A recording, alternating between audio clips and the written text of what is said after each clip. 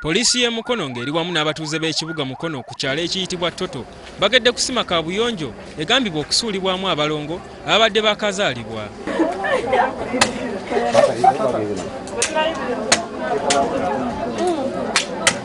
Poliisi wamu n'abatuuze basimye Kaabuyonjo kyokka nga tewali kye batuukako okutuusa lwe bamaamuddeko akasolya, era wano omusirikale wa poliisi wakidde mu kinnya kino.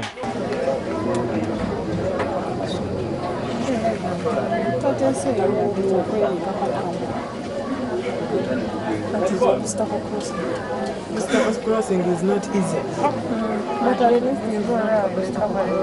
It is. Abaana bagenze okuggibwayo nga bafudde dda. Abatuuze balumiriza nti waliwo omukazi gwe bayita Namazzi Jane gwe balabye n'omusaayi ku ngoye ze, wabula bagenze okumubuuza ogubadde n'asalawo okudduka. Ddala nga ffe Abaganda wano tugulumiza era tusinza abalongo naye n'olaba nga yaajaajamiza bajaajami okubasuula mu Kaabuyonjo. Kibi nnyo nnyo nnyo. Naye abantu baweddemu ekisinga okweta ebintu nga bino mu nsi, abantu tebatya nnyo Katonda. Abantu bagadde nnyo ebinyumu, bagadde nnyo ensi, kati obuzibu ne bujja nga bw'amaanyi.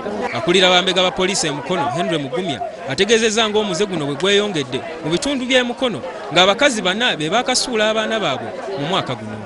Kati chairman abatategeera ki details n'amanya g'omutuuze we. That one should be done as a routine measure. Oluvannyuma emirambo gy'abaana bano gijjiddwawo ne gitwalibwa mu ggwanika e Mulago okweyongera okwekebejjebwa nga poliisi bw'egenda mu maaso n'okunoonya Jane Namazzi agambibwa okusuula abaana.